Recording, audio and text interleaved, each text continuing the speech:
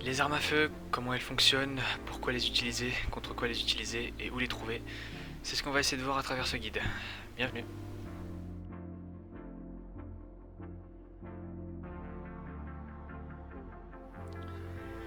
Days est un jeu qui se veut extrêmement complet, et les armes qu'il compose aussi. À travers cette série de guides pour débutants ou pour joueurs plus expérimentés, vous allez comprendre comment fonctionnent les mécaniques de Days. Les armes à feu, à premier abord, ne sont pas si simples à comprendre. Savoir comment les utiliser, laquelle prendre, pourquoi les utiliser, sont des points qui peuvent être assez flous pour un débutant. Mais avant de savoir comment les utiliser, il faut d'abord savoir où les trouver, et c'est ce qu'on va voir avec les différents tiers de loot qui composent les différentes maps.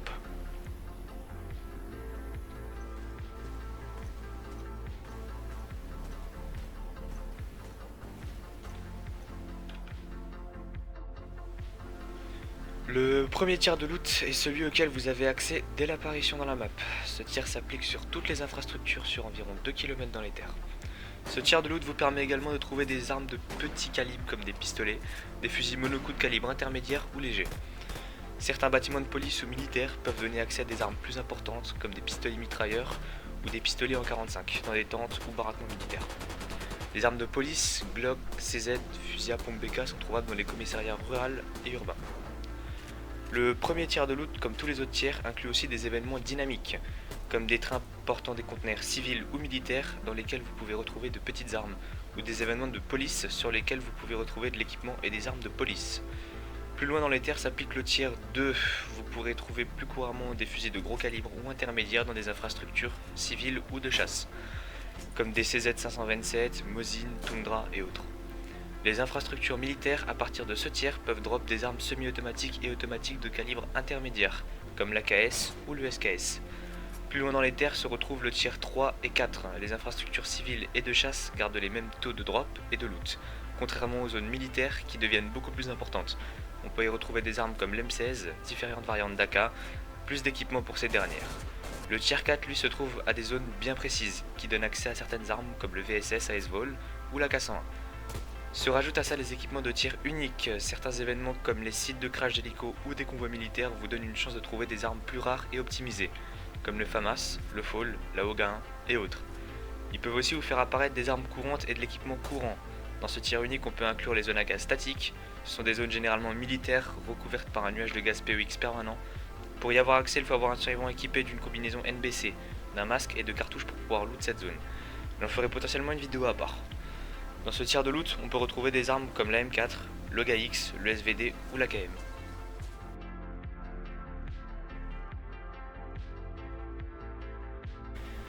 Les armes à feu sont nécessaires à la survie. Pour chasser du gibier, vous protéger des prédateurs, vous protéger des autres survivants ou les attaquer.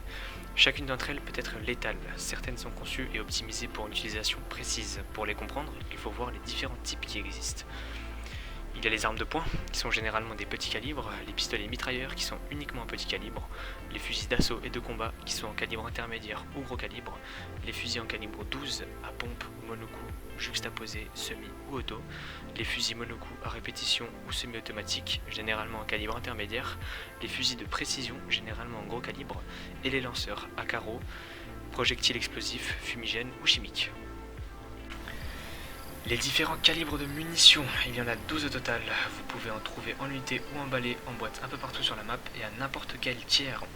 Certains calibres ne sont trouvables que dans certaines zones, zones militaires, zones rurales et urbaines et autres. Certains calibres sont propres à une plateforme d'armes, d'autres peuvent être utilisés par plusieurs différentes. Certains calibres peuvent avoir des variantes, comme des munitions traçantes, aussi bien de jour que de nuit. Elles laissent une traînée rouge ou verte, ce qui permet de suivre la trajectoire de la balle sur de longues distances et d'ajuster potentiellement son tir, ou simplement de pouvoir voir la munition de nuit. Ou bien les munitions perforantes qui améliorent la pénétration de la balle sur les différentes surfaces, augmentent sa vélocité et infligent des dégâts plus importants à l'état des protections balistiques. De la moins puissante à la plus puissante, il y a la 22LR, une munition très faible qu'on réserve généralement pour le Mark II, ce qui nous permet d'abattre des infectés et autres mobs du jeu silencieusement.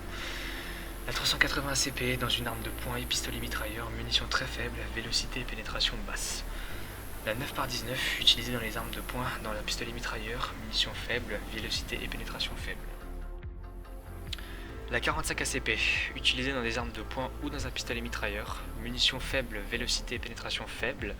Munition que je conseille énormément en arme de poing, c'est à partir de cette munition que la puissance d'arrêt est assez élevée contre les infectés. Un tir au bras, au torse ou aux jambes fera reculer de quelques pas l'infecté, ce qui peut vous sortir de situations très tendues sans avoir à sortir d'arme principale. Combiné à un silencieux, un Colt 1911 ou un FNX 45 sont les meilleures armes de poing à utiliser. 357 Magnum, utilisé dans les armes de poing et dans une carabine à levier, munition intermédiaire, vélocité et pénétration faible, munition que je déconseille car elle peut être par moments compliquée à trouver. Dans certains cas intéressants en cas de secours dans un PVP, mais vite à court de munitions si l'arme en question est souvent utilisée contre les infectés ou des mobs. Les munitions de calibre 12, chevrotine 00, très puissant à courte portée, peu importe la protection balistique de la cible, soit le survivant sera mort sur le coup, soit il sera inconscient. Les munitions rayées, puissant à courte portée, elles vous permettent de garder les dégâts d'une chevrotine sur de plus longues distances et même de toucher à une distance intermédiaire. Les munitions en caoutchouc sont inutiles et très lentes à utiliser en cas de dernier recours, elles ne feront quasiment aucun dégât de santé mais peuvent mettre inconscient un survivant à courte portée. A noter que toutes les munitions en calibre 12 ont une pénétration très basse. Les munitions intermédiaires, qui se ressemblent quasiment toutes sans rentrer dans les détails, elles sont rapides et ont en général une bonne pénétration. Sont compatibles avec énormément d'armes, mais elles font de gros dégâts. Une munition intermédiaire en particulier, la 9x39, c'est une munition subsonique, elle n'est tirée uniquement par les armes Vintores, Vicr, VSS, AS-Vol. Munition très lente mais ne dépasse pas le mur du son et peut être tirée à une très haute cadence de tir. Combinée au silencieux intégré du VSS et AS-Vol, elle donne une très grosse avance si vous n'êtes pas repéré. Le mur du son n'est pas passé et le bruit est étouffé. Aucun moyen de savoir d'où vient le tir. Et pour les combats à courte distance, c'est la seule munition qui a une variante perforante. Tirée à 900 coups minutes, elle détruit en général la protection balistique du survivant, ce qui le tue sur le coup.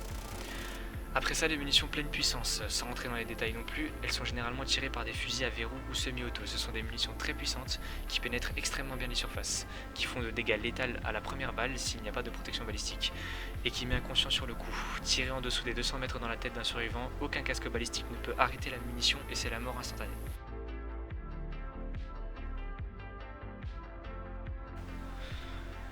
Maintenant, la pratique. Une arme fonctionnelle est en 3 parties. L'arme en elle-même, son chargeur dédié ou un chargeur interne et les munitions du bon calibre. Le chargeur ou les chargeurs compatibles doivent être approvisionnés manuellement avant d'être insérés dans l'arme. Déballez les munitions du bon calibre dans votre inventaire et maintenez la touche par défaut ou assignée à l'action. Rechargez. Vous pouvez aussi choisir manuellement quelles munitions vous voulez mettre dedans, classique, traçante ou perforante. Allez dans votre inventaire et faites glisser les munitions que vous voulez sur le chargeur, puis maintenez votre touche rechargée. Après avoir mis une ou plusieurs munitions dans votre chargeur, maintenez la touche de rechargement. Automatiquement, le survivant prendra le chargeur le plus rempli et l'insérera dans l'arme.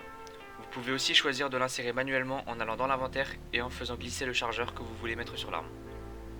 Pour pouvoir tirer, vous devez obligatoirement viser. Par défaut, avec un appui sur la touche assignée à la visée, votre survivant aura un œil sur la mire ou l'optique attachée à l'arme. Pour certaines lunettes, vous pouvez changer de vue entre la mire ou l'optique avec la molette pendant la visée.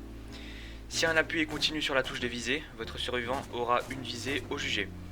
Entre la visée au jugé et la visée à la mire ou à l'optique, vous pouvez changer de vue en pleine visée avec un appui sur la molette ou la touche de visée. Vous pouvez retenir votre souffle pour des tirs précis avec la touche assignée. Personnellement, j'ai contrôle gauche. Plus l'endurance de votre survivant est élevée, plus la respiration pourra être tenue. Certaines armes fonctionnent différemment, uniquement besoin de l'arme en question et de la munition qui correspond. Certaines armes sont monocoups, juxtaposées ou avec un chargeur interne. En dernier recours, si vous n'avez pas le chargeur dédié à l'arme, vous pouvez toujours chambrer balle par balle les munitions dans le canon de l'arme. Vous pourrez tirer un seul coup et après vous devrez recharger un coup unique pour pouvoir retirer. Ceci est valable avec toutes les armes du jeu. Toutes ces informations fonctionnent de même avec les lanceurs, que ce soit lance-grenade, lance-fusée ou arbalète. À cette dernière, vous pouvez fabriquer des carreaux improvisés avec un bâton et un couteau. Combinez les deux et faites fabriquer carreaux. Vous pouvez améliorer ces carreaux avec des plumes de poulet, augmentant leur performance. Attention aux lanceurs, ne vous fiez pas à leur remise à zéro, elles sont faussées. En ce qui concerne la TH, en bas à gauche sont données les valeurs en chiffres. La valeur qui n'est pas entre parenthèses signifie si oui ou non il y a une balle dans la chambre. La valeur qui est entre parenthèses signifie le nombre de munitions restantes dans le chargeur. Le mode de tir de l'arme est aussi précisé en bas à gauche, avec la distance de la remise à zéro, actuellement réglée sur la mire ou l'optique. On y reviendra plus tard sur la remise à zéro. Sur chaque arme, vous avez un mode de tir ou plusieurs. Il existe le mode simple, le mode double, le mode semi-auto, le mode rafale et le mode automatique. Vous pouvez changer ces modes de tir avec la touche par défaut X. Utilisez le semi-automatique pour les distances moyennes et longues. Le mode rafale est intéressant à une distance moyenne avec une optique sans grossissement. En ce qui concerne les accessoires, vous en avez différents types qui peuvent être oui ou non disponibles sur une arme. Les optiques de visée avec ou sans grossissement qui vous permettent d'avoir une meilleure visibilité. Certaines lunettes à grossissement sont équipées de graduations et d'outils de mesure qui sont réellement utilisables pour toucher sa cible. Certaines sont spécialement conçues pour avoir une vision nocturne. Les silencieux. Il existe les silencieux improvisés qui sont faits avec du scotch et une bouteille. Ils sont très faciles d'accès mais ont une durabilité très faible. Après quelques tirs en fonction du calibre, ils casseront. Les silencieux de pistolet qui sont compatibles avec toutes les munitions légères.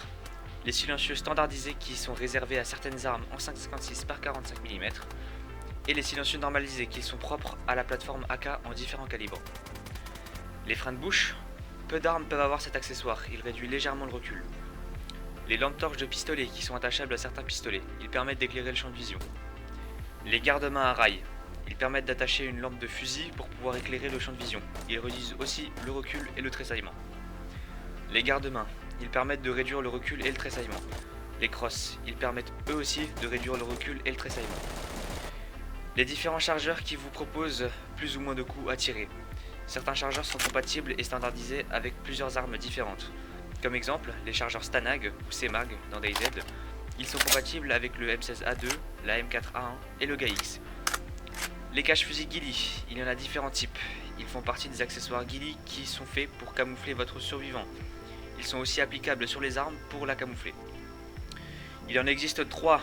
La camouflage temps, qui est une version à crafter manuellement.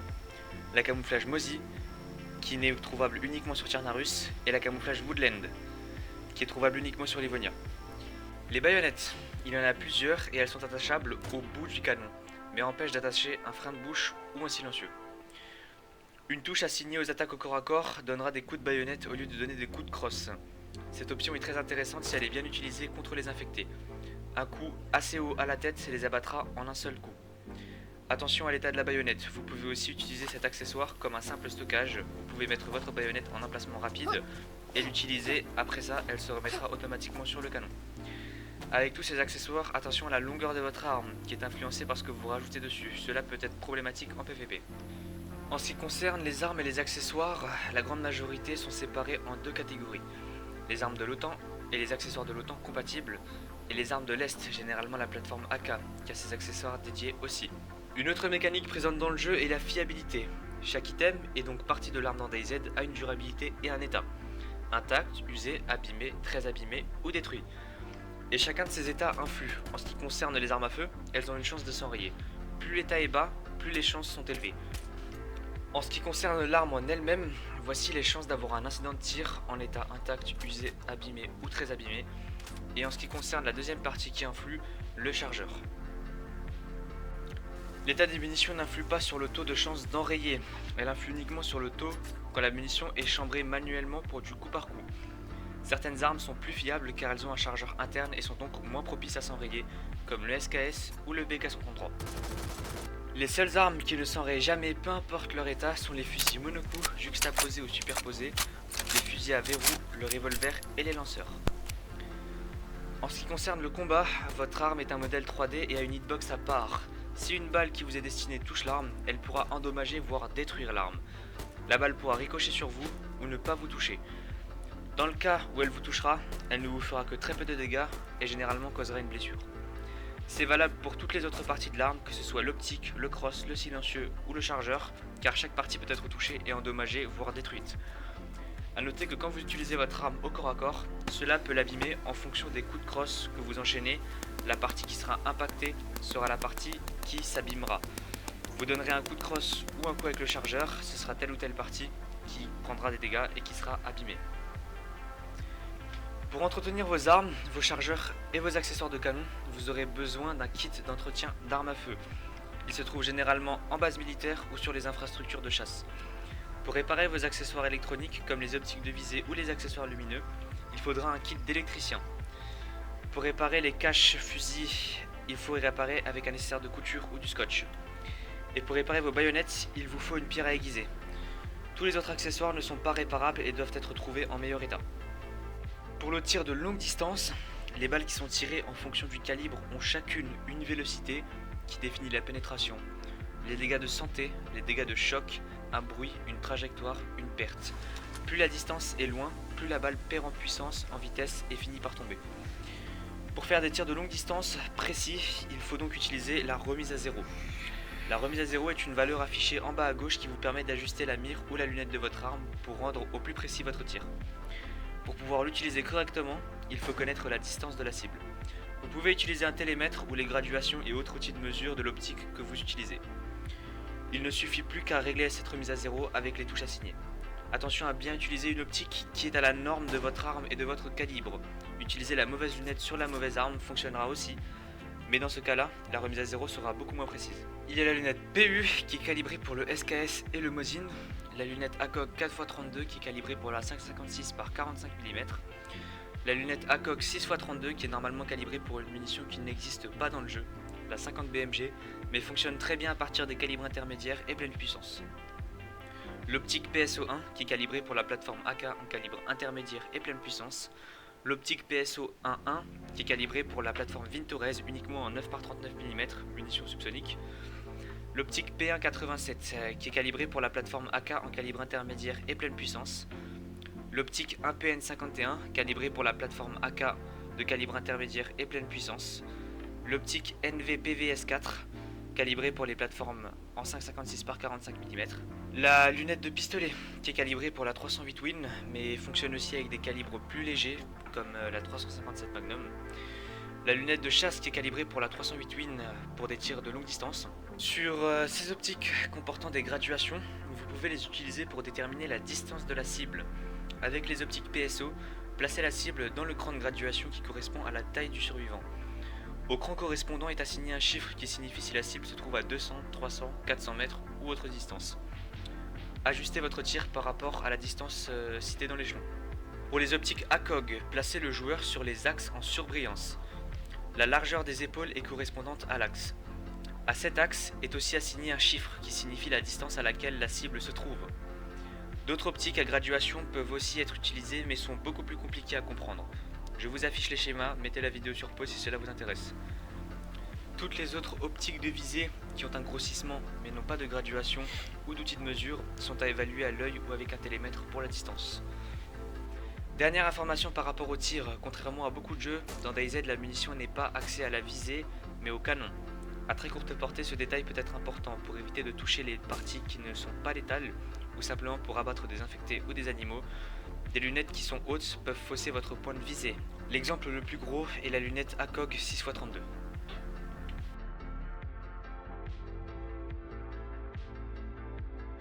Mes retours, des mentions honorables sont à noter. Avant de passer à ces armes que j'ai pu utiliser pendant 6000 heures de jeu sur toute situation et tout scénario en équipe ou seul, il aurait encore été intéressant de développer la balistique du jeu ou d'autres petits détails qui sont tout aussi importants. Mais à ce moment-là, ce guide ne serait plus axé à de nouveaux joueurs. De plus, il faudrait en parler vraiment en détail pour comprendre comment ça fonctionne. Je vous invite à aller voir les vidéos de BoboTools, qui est le youtubeur DayZ anglophone référence. Quelques-unes de ces vidéos sont axées sur la balistique, avec des modes debug qui vous démontrent en temps réel comment réagissent les balles à l'environnement. Je vous invite aussi à visiter son site qui possède des outils de mesure pour que vous puissiez mieux comprendre en détail comment fonctionnent les armes et accessoires de DayZ. En premier temps, des armes secondaires, comme dit précédemment dans le guide, je vous conseille un bon vieux 45 pour vous sortir de situations tendues dans un PVP ou non.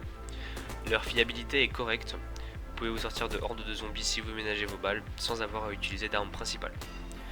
Dans les pistolets mitrailleurs, au jour d'aujourd'hui et à la version actuelle du jeu, on n'aurait pas vraiment à vous conseiller. Anciennement l'UMP45 était un excellent choix, la munition avait une bonne puissance d'arrêt, les dégâts n'étaient pas très élevés, qu'ils soient de santé ou de choc, mais le recul était très gérable et léger. Après un patch assez récent, il a été augmenté cet avantage qui l'a rendu utile en combat et devenu contraignant. La MP5K peut être intéressante en PVP avec un compensateur, facile d'accès aussi bien pour les accessoires que la munition. Elle en fait une arme CQB à 900 coups minute avec un recul très gérable en auto. Dans les fusils d'assaut, il y en a énormément qui sont très bons et polyvalents. Bon nombre de la communauté diront que c'est la M4A1 qui est la meilleure arme. C'est vrai qu'elle est très performante, très grosse cadence de tir, bon calibre, et de mes retours, je l'ai aussi beaucoup utilisé dans mes survies, mais je trouverai toujours au-dessus une arme qui est compliquée à avoir, le Fall ou la Lar dans DayZ. 20 coups de 308 vidés à 600 coups minutes, la pénétration est folle, les dégâts de choc sont énormes, les dégâts de santé aussi. À 200 ou 300 mètres, elle reste très puissante. Mode semi ou automatique, les optiques de longue distance sont disponibles. Et c'est le seul fusil d'assaut qui vous permet en une balle, en fonction de l'angle et la distance, de stun la cible. C'est-à-dire que comme pour les zombies avec un tir de 45, la cible sera figée à cause de la puissance d'arrêt, pendant 1 à 2 secondes, ce qui est extrêmement avantageux. Et c'est la seule arme qui vous permet d'avoir cet effet avec seulement une seule balle. Contrairement à la M4 qui est un vrai arrosoir 5,56 mais qui n'a pas la puissance d'un Fall. Pour les armes en calibre 12, elles se valent quasiment toutes. En termes d'optimisation, le Saiga est la meilleure arme à prendre, avec des accessoires et des chargeurs disponibles. Attention à ne surtout pas scier les canons pour une utilisation pratique. Comme toutes les armes à canon scié, elles perdent énormément en précision et en recul beaucoup trop élevé. En ce qui concerne les fusils de précision, à partir des munitions pleine puissance, ils sont tous très bons et précis, notamment ceux qui ont comme optique la lunette de chasse. Et dans cette classe, les meilleurs fusils sont des fusils de catégorie militaire et sont des plateformes semi-automatiques. Le SVD et le DMR se valent en termes de statistiques. Ce sont sur les grandes lignes les mêmes armes, à exception près que les optiques ne sont pas les mêmes. Le SVD est bridé à des chargeurs de 10 coups mais à possibilité d'un silencieux normalisé, ce qui est un très grand avantage. Le DMR ne peut uniquement avoir des silencieux improvisés et n'a pas de silencieux propre, mais peut avoir des chargeurs de 10 et 20 coups, ce qui la rend utilisable en une seule arme principale, aussi bien à courte qu'à longue portée. Combiné avec la l'AKOG 6x32, ça en fait une des armes les plus polyvalentes du jeu. Les autres catégories d'armes se valent à peu près toutes. En ce qui concerne les lanceurs, l'arbalète s'utilise quasiment que en PvE, même si elle est utilisable en PvP. Les lanceurs et en particulier le lance-grenade s'utilisent rarement en PvP. On les réserve généralement pendant des raids avec des munitions chimiques POX ou simplement des munitions explosives. Bien qu'il soit extrêmement fort en PvP si bien utilisé, peu importe les protections balistiques de la cible, à proximité ou en plein centre, elle mourra d'un seul coup ou perdra énormément de santé. Avec toutes ces armes disponibles, mon option préférée est et restera pour encore longtemps le SKS, qui est pour moi la meilleure arme du jeu. Elle est très facile à trouver, les munitions sont très communes aussi bien dans les infrastructures civiles, de chasse ou militaires. Les options d'accessoires sont très correctes, on peut y attacher une optique qui permet de switch sur la mire, l'optique PU, qui permet un grossissement correct. Les dégâts de la 7,62/39 sont plus importants que les autres armes, du fait que le canon est plus long, la balle a plus de gaz en poussée, détail qui est pris en compte dans DayZ. Il est semi-automatique et peut tirer 10 coups, ce qui est correct. Il a un taux d'enrayement moins élevé dû au chargeur interne, ce qui par ailleurs rend l'arme utilisable uniquement avec les munitions et l'arme en elle-même. Pas besoin de s'embêter à essayer de trouver un chargeur. Sur 6000 heures de jeu, pour l'avoir énormément joué, notamment sur Namals, où cette arme est le premier choix, elle s'enraye rarement. J'ai parfois passé des survies complètes avec un SKS en état abîmé et pas une seule fois un seul incident. C'est en termes de polyvalence la meilleure arme du jeu, que ce soit pour les nouveaux joueurs ou pour les joueurs expérimentés. Merci d'avoir suivi ce guide, j'espère que ça vous aura aidé et éclairé sur comment les armes fonctionnent, comment correctement les utiliser et lesquelles utiliser. Bonne chance à vos survies. D'autres guides sont à venir mais j'attendrai la 1.26 avant de les sortir, car cette mise à jour modifiera énormément le jeu. Si un calibre ou une arme n'a pas été mentionné dans ce guide, c'est parce qu'elle est sortie sur une mise à jour future à l'ordre de cette vidéo. DayZ est un jeu qui sur les grandes lignes change peu, à l'exception de cette mise à jour qui va venir. Ce guide sera très certainement valable sur des années. Bonne chance à vous et merci.